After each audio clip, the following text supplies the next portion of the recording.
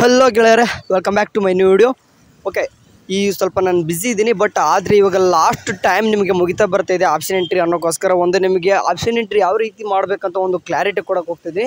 Okay, ಇವು ನೋಡಿರಿ, direct time waste ಮಾಡೋಕೆ ಹೋಗಲ್ಲ. ವಿಷಯಕ್ಕೆ ಬರೋದು ಅಂತಂದರೆ ಇವಾಗ ಈ ಒಂದು ಸ್ಟೂಡೆಂಟ್ಸು ಬರೋಬ್ಬರಿ ಎಷ್ಟು ಅಂತಂದರೆ 32 ಪೇಜಸ್ ಇರುವಂಥದ್ದು ಒಂದು ಆಪ್ಷನ್ ಎಂಟ್ರಿ ಮಾಡಿದ್ದೇನೆ.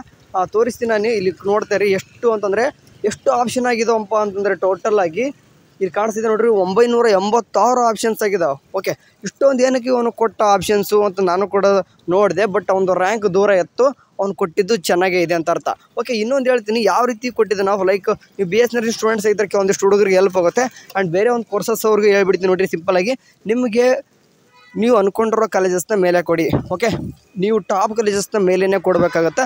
ರಿಮೈನಿಂಗ್ ಎಲ್ಲನೂ ಕೂಡ ಕಾಲೇಜಸ್ನ ನೀವು ಕೆಳಗಡೆ ಕೊಡಿ. ಓಕೆ, ನೀವು ಫಾರ್ ಎಕ್ಸಾಂಪಲ್ ಇಂಜಿನಿಯರ್ ಸ್ಟೂಡೆಂಟ್ಸ್ ಆಗಿತ್ತು ಅಂತಂದರೆ ಟಾಪ್ ಕಾಲೇಜಸ್ ಏನಿದೆ ನೋಡಿರಿ ಅವನ್ನ ಫಸ್ಟ್ ಹಾಕೊಂಬಿಡಿ. ಆಮೇಲೆ ನಿಮಗೆ ಒಂದು ರೇಂಜ್ಗಿರೋ ಮಿಡಲ್ ಹಾಕೋಬೇಕು. ಒಂದು ರೇಂಜ್ ಇರೋನ ಮಿಡಲ್ಲು ನಿಮಗೆ ಸಿಕ್ಕರೆ ಸಿಗಲಿ, ಬಿಟ್ಟರೆ ಬಿಡ್ಲಪ್ಪ ಅಂತ ಕಾಲೇಜ್ನ ತೀರಾ ಕೆಳಗಡೆ ಹಾಕೋಬೇಕು. ಈ ಒಂದು ಸ್ಟೂಡೆಂಟ್ಸ್ ಏನು ಮಾಡಿದಾನೆ, ಒಂದು BS ನರ್ಸಿಂಗ್ ಸ್ಟೂಡೆಂಟ್ಸ್ಗೆ ಸ್ವಲ್ಪ ಹೆಲ್ಪ್ ಆಗ್ಬೋದು. ಇಲ್ಲಿ ನೋಡಿ ಏನಾಗಿದೆ ಅಂತಂದರೆ, ಮೊದಲು ಎಲ್ಲನೂ ಕೂಡ 30 ಗೌರ್ಮೆಂಟ್ ಕಾಲೇಜ್ ಹಾಕೊಂಡ್ಬಿಟ್ಟಿದ್ದಾನೆ. 30 ಗೌರ್ಮೆಂಟ್ ಹಾಕ್ಕೊಂಡು ಬರೋಬ್ಬರಿ 540ವರೆಗೂ ನೀವು ಆಪ್ಷನ್ ಎಂಟ್ರಿ ಮಾಡೋಕೆ ಹೋದಾಗ 540 ಕಾಲೇಜಸ್ ಶೋ ಆಗ್ತದೆ ನೋಡಿರಿ. ಆ 540 ಕಾಲೇಜಸ್ನು ಕೂಡ ಏನು ಮಾಡಿದ್ದಾನೆ ಅಂತಂದರೆ ಎಲ್ಲನೂ ಕೂಡ GG ಹಾಕೊಂಡ್ಬಿಟ್ಟಿದ್ದಾನೆ. ಓಕೆ, GG ಏನು ಮಾಡಿದ್ದಾನೆ ಅಂತಂದರೆ 500ವರೆಗೂ ಕೂಡ GG ಹಾಕೊಂಡ್ಬಿಟ್ಟಿದ್ದಾನೆ.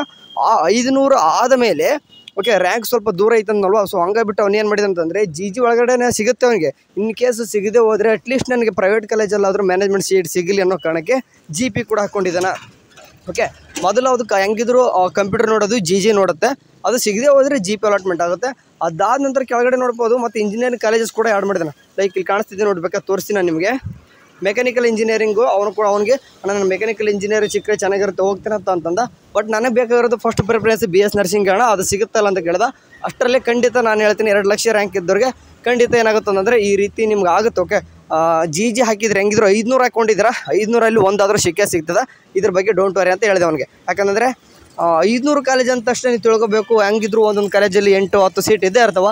ಎಲ್ಲಾದರೂ ಒಂದು ಕಡೆ ಆದರೂ ಸಿಗ್ತದೆ. ಈಗ 2.5 ಲಕ್ಷ ಇತ್ತಂದರೆ ಸ್ವಲ್ಪ ಕಷ್ಟ ಆಗ್ಬೋದು, ಬಟ್ 2 ಲಕ್ಷ ಇದೆ ಅಲ್ವಾ, ಖಂಡಿತ ಸಿಗುತ್ತೆ ಅಂತ ಹೇಳಿದೆ. ಅದಾದರೂ ಕೂಡ ಅವನು ಏನು ಮಾಡಿದೆ, ಮೆಕ್ಯಾನಿಕಲ್ ಇಂಜಿನಿಯರಿಂಗ್ ಕೂಡ ಹಾಕ್ಕೊಂಡಿದ್ದಾನೆ. ಎನಿವೇ, ಇಷ್ಟು ಯಾರೆಲ್ಲ ರ್ಯಾಂಕ್ ದೂರ ಇತ್ತಂದರೆ ಈ ರೀತಿ ಕಾಲೇಜ್ ಆಪ್ಷನ್ ಎಂಟ್ರಿ ಮಾಡಿರಿ. ಓಕೆ, ಅಂದರೆ BS ನರ್ಸಿಂಗ್ ಸ್ಟೂಡೆಂಟ್ಸ್ ಹೇಳ್ತಿದ್ದೀನಿ, 500 ಕಾಲೇಜಸ್ಸು 540 ಕಾಣಿಸ್ತದೆ ನೋಡಿರಿ, ಎಲ್ಲವೂ ಕೂಡ ಹಾಕ್ಕೊಳ್ಳೋದು ನಿಮಗೆ ಬೆಸ್ಟ್. ಓಕೆ, ಈಗ ಫಾರ್ ಎಕ್ಸಾಂಪಲ್ ಇಂಜಿನಿಯರಿಂಗ್ ಸ್ಟೂಡೆಂಟ್ಸ್ ಇರ್ತಾರೆ, 2,20,000 30,000 ಅಂತಾರೆ. ಅಂಥವ್ರು ಕೂಡ ಏನು ಮಾಡಿರಿ ಅಂತಂದರೆ ನಿಮ್ಮ ಇಂಜಿನಿಯರಿಂಗ್ ಕಾಲೇಜಸ್ನ ಅಷ್ಟು ಕೂಡ ಹಾಕೊಂಬಿಡ್ರಿ. ಓಕೆ, ಅಲ್ಲಿರುವಂಥದ್ದು ಎಲ್ಲನೂ ಕೂಡ ಹಾಕೋರಿ. ನಿಮ್ಗೆ ಯಾವ ಕೋರ್ಸ್ ಬೇಕೋ ಅದನ್ನಷ್ಟೇ ಹಾಕೋರಿ.